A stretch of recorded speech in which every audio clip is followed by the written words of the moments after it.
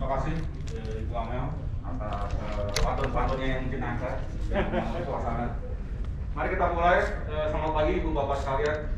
Saya lihat ini wajah-wajahnya yang kemarin juga hadir, di luar biasa. Kemarin hadir, sekarang hadir, nanti sampai hari Jumat. Mudah-mudahan tetap ya hadir. Karena kita membangun materi ini dengan suatu paket yang mudah-mudahan bisa memberikan pembekalan bagi kita semua,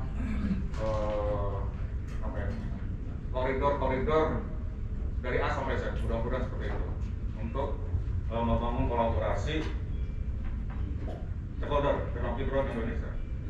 Untuk selanjutnya monggo Pak Medi untuk menyampaikan paparannya. Nanti setelah paparan Pak Medi ada tanya jawab. Silakan Pak Medi. Ya, saya lupa memperkenalkan. Pak Medi ini flight test pilot kita di Indonesia. Dia juga adalah PM drone. Jadi bapak-bapak bisa melihat kenapa flight test pilot kemudian pilihnya jadi PM drone. Karena beliau udah punya visi kedepannya itu drone bukan tes pilot yang di atas itu. Mungkin dengan adanya drone itu pekerjaan pilot semakin sedikit nanti. Oke, monggo silakan. Baik, terima kasih Pak Abada. Selamat pagi Bapak Ibu sekalian. Tadi sudah diperkenalkan sama Pak Abada, beliau memang atasan saya, Kepala Seksi untuk rekayasa.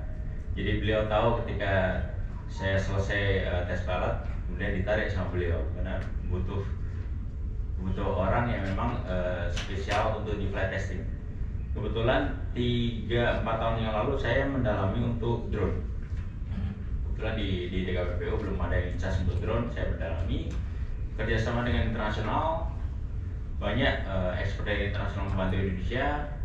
Kemudian ya sampai tahun ini sudah banyak terutama dari Eropa, startup yang pengen masuk di Indonesia. Jadi kenapa saya diskusi dengan Pak Pada dari tahun kemarin untuk Indonesia harus bisa. Akhirnya bisa berjalan mulai dari webinar di bulan Juli, kemudian lanjut dengan roadshow di Jogja, dan sekarang roadshow kedua di Bandung. Itu sekedar intro dari saya. Mungkin saya lepas masker. Untuk pagi ini saya spesial menyampaikan tentang SORA, Specific Operation Risk Assessment.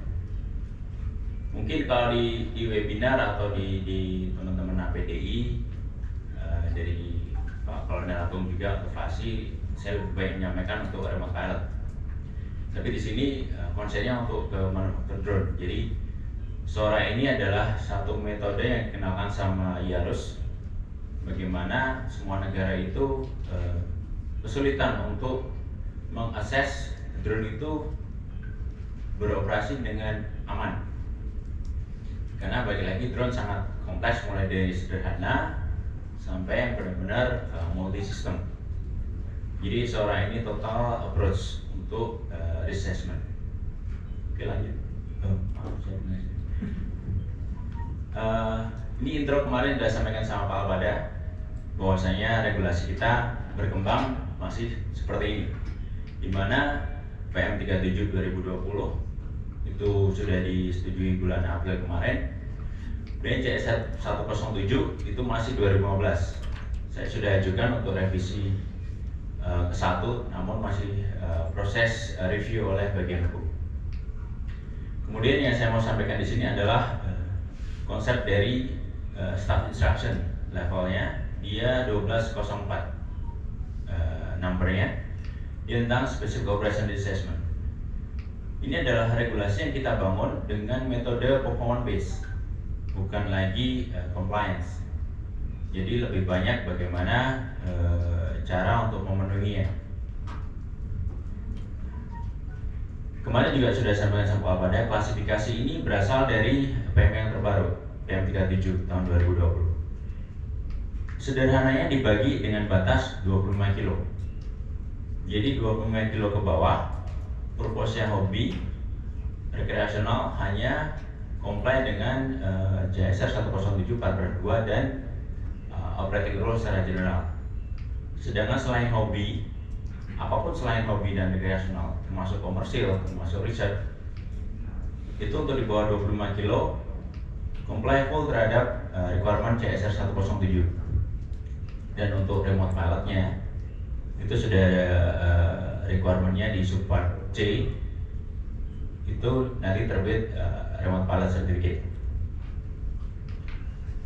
Nah, di atas 25 kilo kemarin sampaikan juga Pak pada bisa research, bisa production, bisa masuk kategori restricted.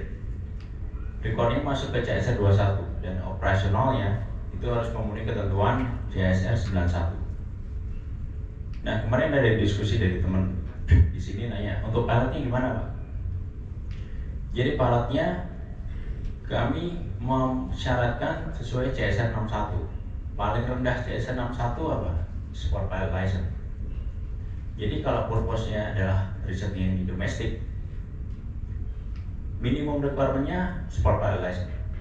Tapi kalau ternyata risetnya ini sudah atau production-nya sudah masuk ke international flight, di ICAO minimum requirement-nya BPL plus dengan special training untuk UAS atau RPAS.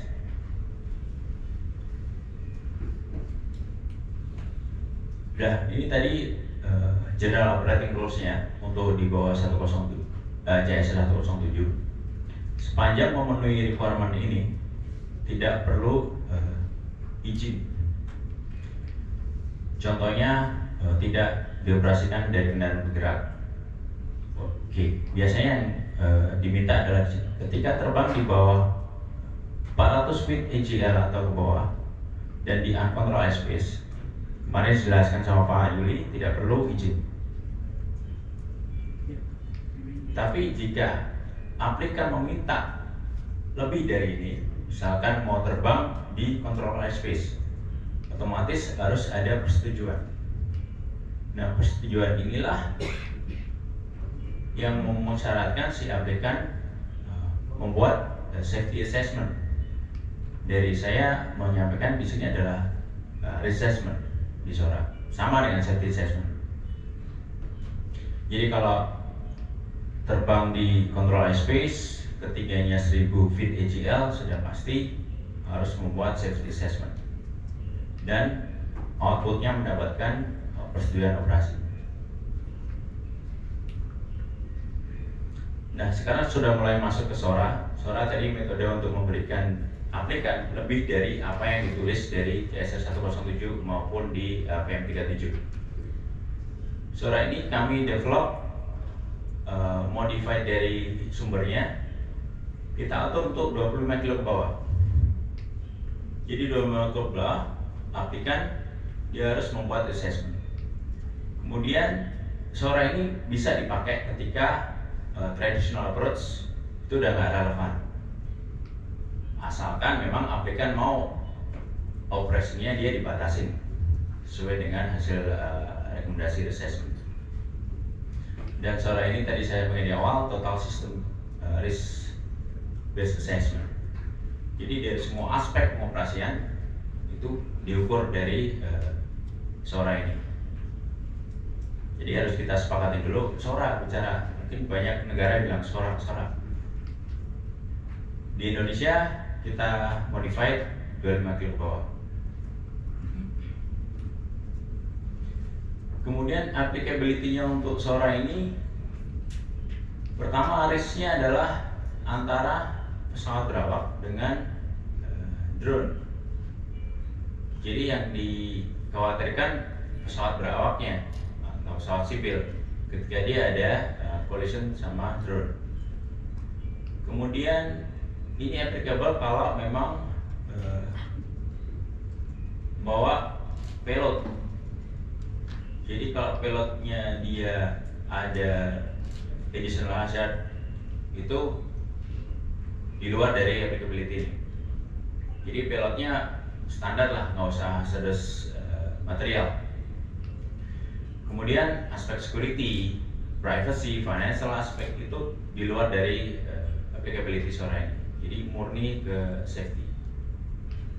Kemudian SORA ini juga dipakai untuk waiver regulasi minta A, dengan SORA ini keluar rekomendasi aplikan boleh pakai cara B. Ini yang kita butuhkan dari tahun kemarin, bagaimana kita mengukur secara kualitatif, ada metodenya. Nah, harus disepakati konsepnya adalah dari SORA ini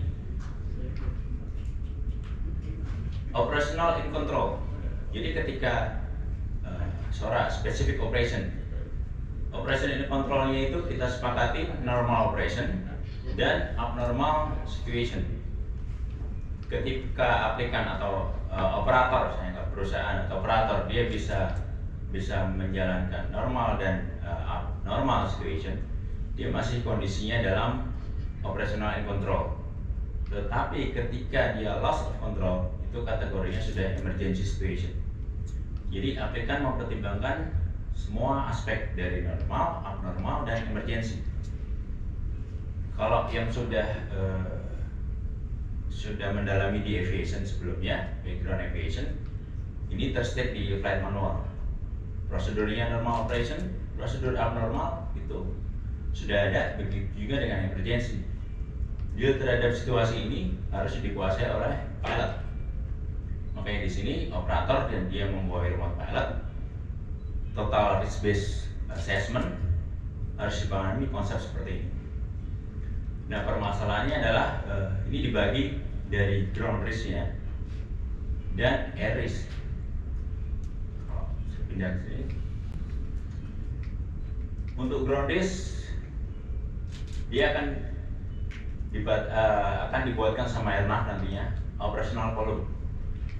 Jadi ketika normal operation, ini warna hijau plus kuning, itu sudah pakemnya pertama ketika minta 100% jarak hijau plus kuning. Jadi yang di-assess sama airnav nantinya adalah flight geografinya dari sisi air risk dan ground risk-nya yang bawah. Jadi ground risk di permukaan, resikonya terhadap orang kita assess. Jadi dia normal operation-nya ketika hijau plus kuning. Nah, ketika dia loss of control, pertanyaannya kalau loss of control gimana? Ya, namanya adalah di emergency clear. Nah, inilah yang harus di-assess oleh airnav bahwasanya oke, Anda boleh beroperasi. Mintanya mungkin radius 20 atau 10 kilo. Tapi ketika di-assess airnav nggak bisa 10 kilo. Anda bisanya 5 kilo karena 10 kilo udah mencakup dengan emergency dan kontingensi dan emergency. Nah, inilah yang kesulitannya, bagaimana teman-teman airnav mengakses dari permohonan Bapak. Jadi dua pihak harus paham terhadap ini, sepakat dengan konsepnya. Ketika konsepnya nggak sepakat, susah kami untuk memberikan rekomendasi atau memberikan assessment seperti apa. Nah, adjacent airspace ini jika diperlukan, ini juga dari teman airnav kami diskusi. Adjacent airspace-nya dia sementara dia pukul rata hanya 20 meter sampai 25 meter. Padahal tipe drone juga menentukan. Tipe drone menentukan ketika drone-nya dia multi rotor, adjacent airspace-nya, gliding speed-nya mungkin nggak cukup jauh. Tapi begitu pakainya adalah fixed wing, adjacent airspace-nya harus jauh. Kalau aplikan mengalami kondisi loss of control. Jadi ilustrasinya. Kemudian satu lagi yang harus disepakati adalah konsep robustness-nya ini. Jadi ada dua faktor yang dipertimbangkan di sini. Adalah integrity level, bagaimana safety itu bisa ditingkatkan. Selamat datang Pak Kikit, ngobrol di depan Pak Kikit. Selamat datang Pak Kikit, mohon depan. Beliau kasubdit personal licensing. Dulu. Sekarang kabit di Otoritas Bandara 1 Soekarno-Hatta. Jadi konsep untuk robustness-nya ini yang pasti akan muncul terus, bagaimana integrity level ini kombinasi dengan assurance level. Jadi safety G dipengaruhi sama mitigasi, dan assurance level ini bagaimana metode untuk membuktikan safety-nya itu bisa tercapai. Ada low assurance, medium, sama high, combine dengan low integrity, medium, dan high integrity. Kombinasi ini nanti akan di breakdown menjadi satu tabel operating safety objective. Ada 22 pertanyaan dari operating safety objective yang itu harus di-declare sama aplikan. Nah, 3 tadi yang penting dari semantiknya, grafik, ground risk, air risk, dan robustness. Nah, seorang metodologi ini yang berperan semua stakeholder, dari DCCA itu DKPPU dan DNP, dari ruang udara itu Airnav, di sini aplikan atau operator. Pertama, aplikan kalau memang dia belum mendapatkan authorization dari DCCA. Kalau dia berulang, dia menjadi operator.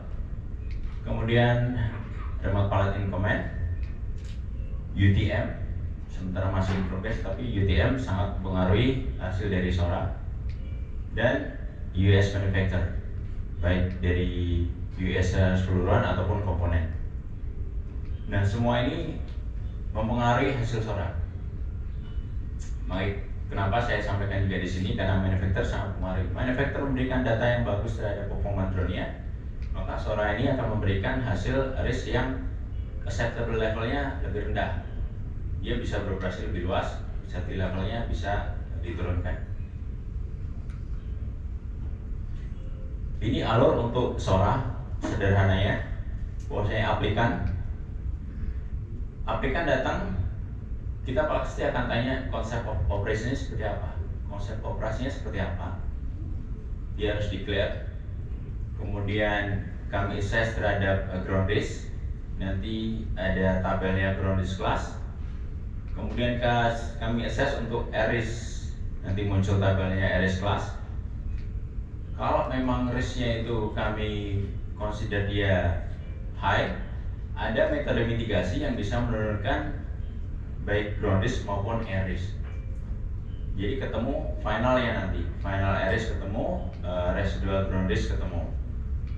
Setelah final kita sepakati, oke, Anda dengan mitigasi A bisa menurunkan ground risk, dan mitigasi B dengan menurunkan air risk. Nah, levelnya turun, kita combine ke integrity level dan specific assurance. Kombinasi ini ada tabel juga, nanti saya jelaskan. Kemudian dikonversi ke operation safety objective. Nanti di operation safety objective ada 22 pertanyaan. Kemudian kami assess apakah memang safety yang di assess ini memenuhi confidence level. Jika masuk, oke, kita berikan optional approval.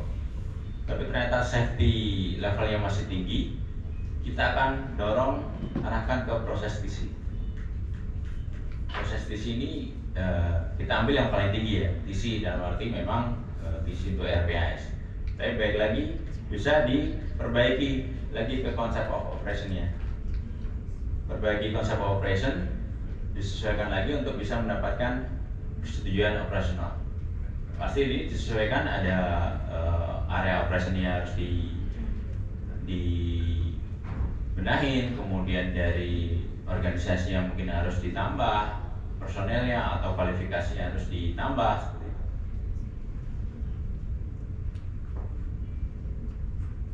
Jadi tadi diartikan pertama menyampaikan konsep of operation.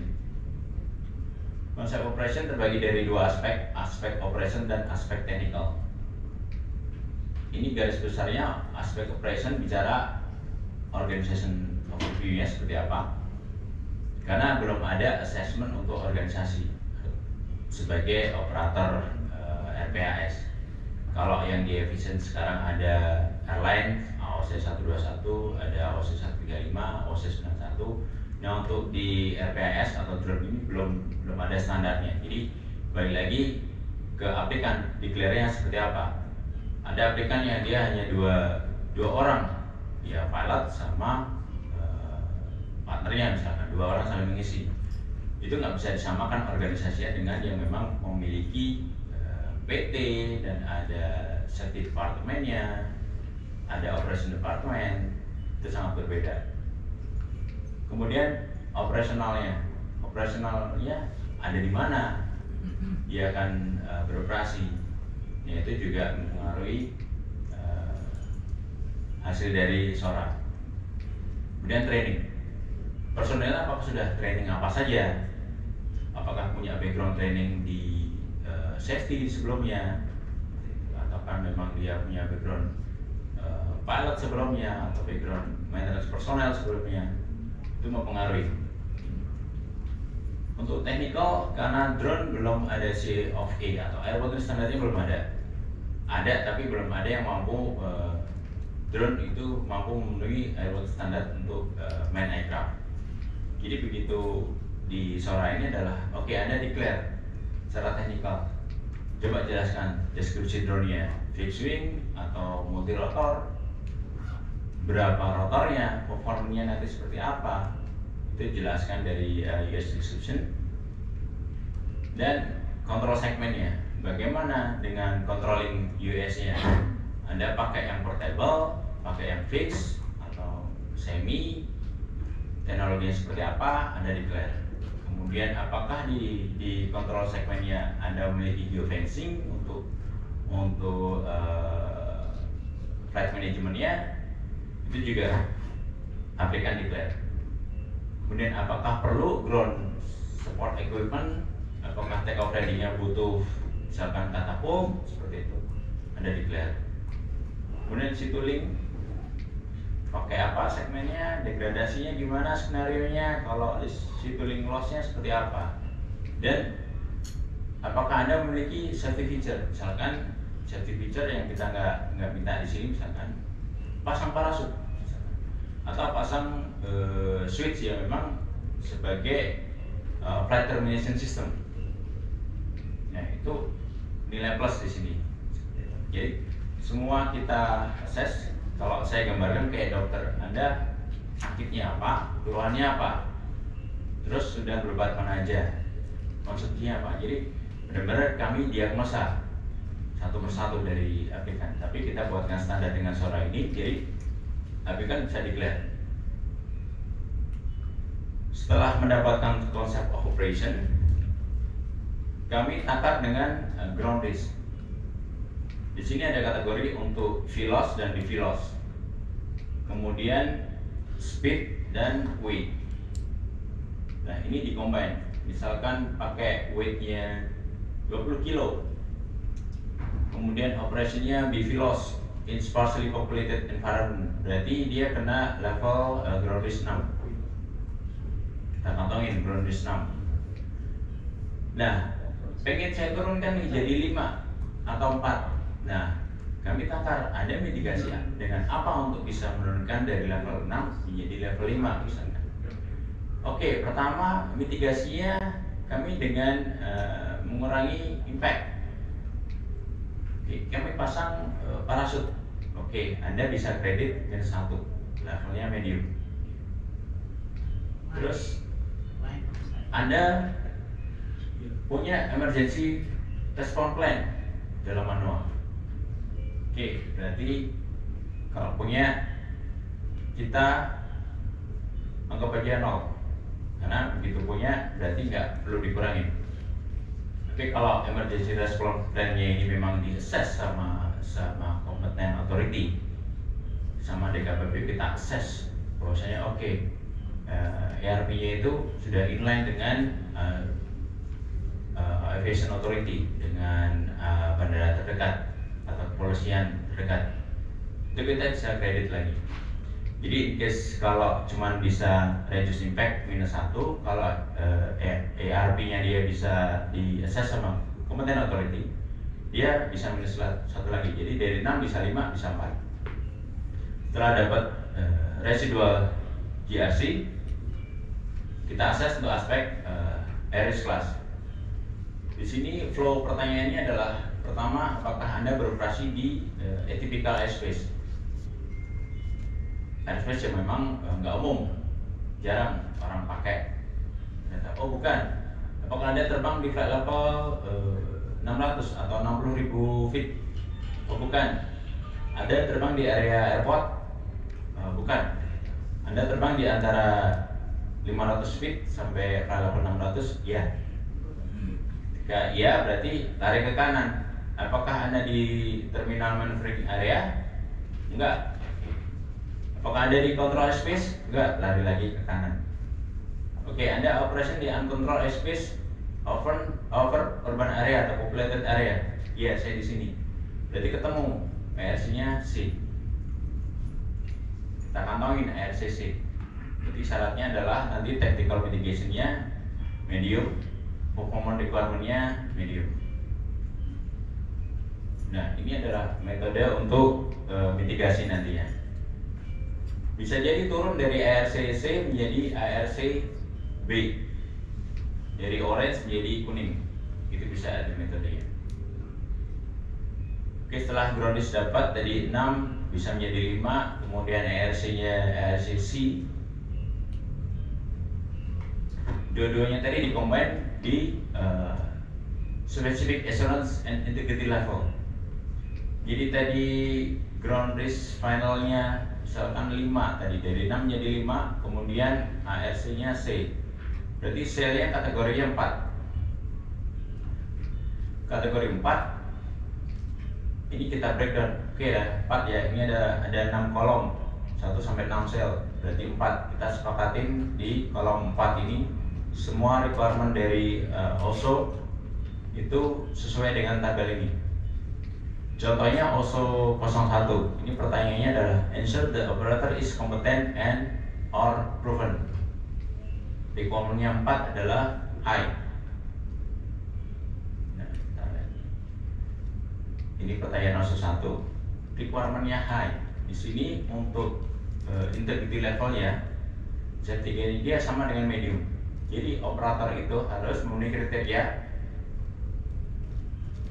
same as law in addition. Nah, law-nya di sini adalah knowledgeable of the US being used as minimum has following relevant operational procedure, checklist, maintenance, training, responsibility, and associated duties. Jadi aplikan dia knowledge-nya tahu untuk minimum requirement-nya, plus di sini ada applicant has organization appropriate for the intended operation. Nah, ini ada plusnya, kita assess. Also the applicant has method to identify, assess and mitigate risk associated with the flight operation. Nah, punya metode untuk assess bahwasanya ketika mau terbang dia bisa melihat, oh ini risknya bertambah nih. Nah, ini kita akan lihat apakah aplikan comply terhadap medium ini atau enggak. Pilihannya adalah aplikan harus memenuhi medium ini atau memang aplikan diturunkan operasionalnya sesuai dengan apa yang dia miliki. Ternyata dia cukup hanya bisa memiliki, oke, kami paham aja masalah operational prosedur, tapi untuk metode assess risk-nya kami belum tahu nih. Kita batasi nanti ke area law ini tadi. Nah, untuk assurance level requirement di high, applicant hold organization operating certificate. Oke, berarti syaratnya dia harus punya operating certificate. Sebenarnya dari kami di CA saat ini belum kita terbitkan. Kita akan mengarah ke sana, remote operating certificate. Tapi oke, karena belum ada, alternate metodenya seperti apa? Ada kompeten third party, dia bisa perform audit. Nggak ada kompeten third party, ya kembali lagi nanti di sini akan assess ini. Setara caranya dengan penerbitan remote operating certificate, tapi metodenya kita pakai untuk assessment. Ternyata itu masih belum mampu, ya udah semampunya seperti apa kita turunkan atau kita batasin operasionalnya sampai akhirnya nanti bisa mampu sesuai dengan dipersyaratkan, gratis operasional bisa diberikan sesuai dengan apa yang diminta. Ini satu dari 24 pertanyaan operation safety objective. Nah, tadi sebenarnya sudah saya singgung contohnya tadi, bahwasanya saya berikan contoh tadi over specific populated area BV loss. kemudian 20 kg, dia di antara 500 feet sampai 8600. Jadi kombinasinya dapat GSC 6, ARCC, selnya 5 kalau dia nggak mau turunkan. Tapi kalau kita turunkan, GSC bisa 5, ARC-nya bisa B, selnya bisa 4. Kategorinya dia turun jadi medium. Sementara kalau dia nggak ada mitigasi, kategorinya high. Jadi intinya Anda harus tetap dan terus melakukan mitigasi. Meskipun tidak diminta, Anda bisa melakukan mitigasi. Itu akan menambah confidence level, dan itu akan membentuk safety culture di organisasi aplikan. Nah, setelah tadi jelasin SORA, ini alurnya gimana SORA itu dipakai. Ketika aplikan bawa minta lebih dari requirement yang ada, koordinasinya dari DKPP dengan ERNAF. DKPP akan assess untuk ground base dan organization, sementara ERNAF akan assess IRIS-nya. Kami saat ini juga masih komunikasi, gimana sih memberikan operation safety objektif yang pas terhadap aplikan.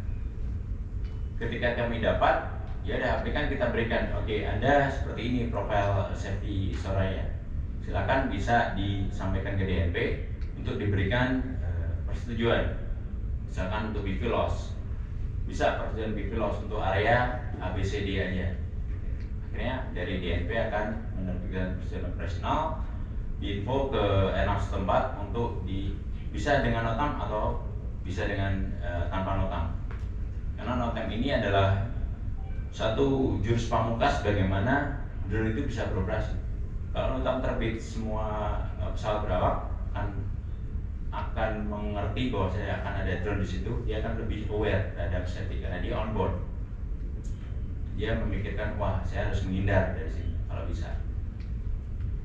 Nah, aspek dari safety sudah, tidak lupa untuk aspek security ke Mabes TNI. Seperti ini, kemudian ini juga konsep bagaimana SORA itu dikombin untuk mengakses airworthiness standard. Makanya di sini untuk manufacture. Ini diangkat dari FAA waktu kita join di working group. Bahwasanya SORA itu bisa dikombin terhadap sistem sama function. Jadi ketika kategori part 107 di mana 25 kilo bawah dan itu sesuai general operating rules, dia kategori low, nggak perlu airworthiness certificate. Tapi ketika operasionalnya dia di area airport, kemudian jenis drone-nya dia similar terhadap misalkan ini pesawat Airbus, ini dengan helikopter yang dibikin unmanned, ini atau normal airplane Cessna dibikin unmanned, ya ini masuk kategori TC. Tapi bisa jadi masuk ke kategori di antara tanpa sertifikat ataupun dengan TC, yaitu area di orange. Nah, area orange ini kita sepakatin airworthiness without TC, tapi otomatis ada batasannya terhadap pengoperasiannya. Jadi gambarnya daerah yang dekat hutan lah, terpencil, daerah yang memang di populasi pesawat. Nah, otomatis misalkan Cessna unmanned, dia nggak bisa saat ini take off landing di airport misalkan. Dia harus punya TC dulu untuk konversinya. Tapi ketika dia masih masa uji, cari airspace-nya yang memang benar-benar trafficnya low. Makanya traffic low belum perlu ke TC, tapi airworthiness standarnya bisa ngikutin international standard, misalkan itu STM ataupun ada standar yang lain. Jadi inilah yang diangkat dari SORA adalah ada area orange yang membolehkan pesawat yang belum capable untuk TC itu bisa beroperasi, tapi hanya di daerah-daerah tertentu sampai benar-benar sistem yang dikembangkan itu mature, baru nanti maju ke TC. Setelah udah TC ya Bapak udah setara dengan pesawat udara sipil.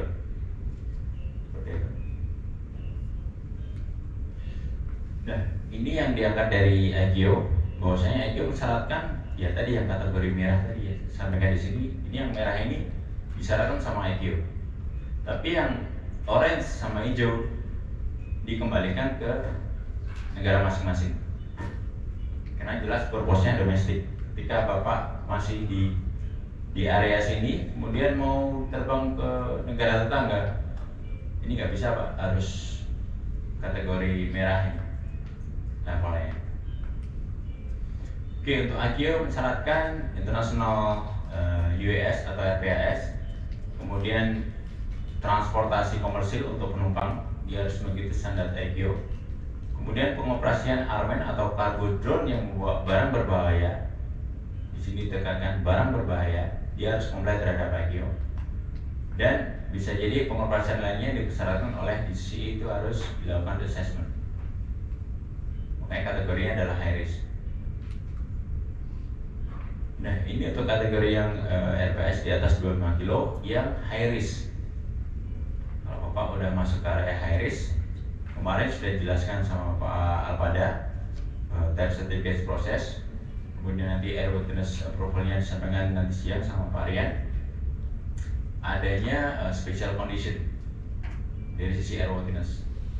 Kemudian di sisi operator, kalau memang masih riset bisa di bawah DOA.